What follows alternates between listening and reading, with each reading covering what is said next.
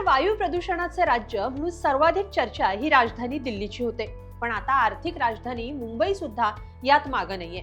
आरोग्याचा प्रश्न असल्यानं पालिकेनं काही कठोर निर्णय घेतलेत. कोणते आहेत हे निर्णय?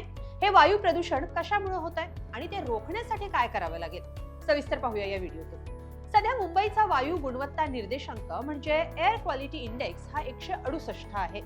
हा निर्देशांक जर 50च्या आत असेल तर चांगला समजला जातो, 51 ते 100च्या दरम्यान असेल तर बरा समजला जातो, तर 400 ते 500च्या दरम्यान असेल तर धोकादायक समजला जातो. त्या तुलनेत मुंबईची हवा सध्या खराब असल्याचं बोललं जातंय.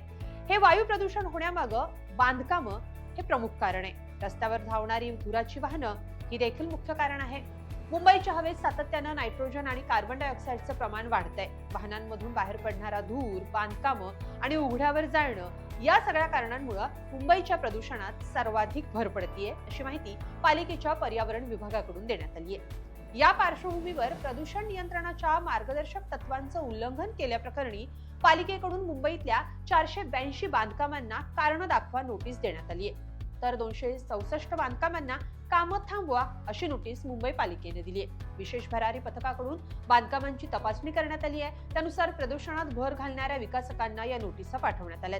त्यातल्या त्यात समाधानाची बाब म्हणजे graded response action plan stage 4 अजून तरी मुंबईला लागू होत नाहीये. जर लागू झाला असता तर काही उपाययोजना काटेकोरपणे कराव्या लागल्या असत्या, ज्यानुसार रस्त्यावर पाणी शिंपडणं, बांधकाम पूर्णपणे बंद करणं, अँटी स्मॉग गनचा वापर अनिवार्य करणं आणि नागरिकांनी मास्क घालणं बंधनकारक करणं. पण सध्या या उपाययोजना करण्याची गरज नाहीये. जर वायू प्रदूषण असंच वाढत राहिलं तर मात्र हे करावं लागण्याची भीती व्यक्त होतीये. मुंबईच्या या वायू प्रदूषणाबद्दल तुम्हाला काय वाटतं? कमेंटमध्ये नक्की लिहा आणि lokmat.com ला सबस्क्राईब करा. धन्यवाद.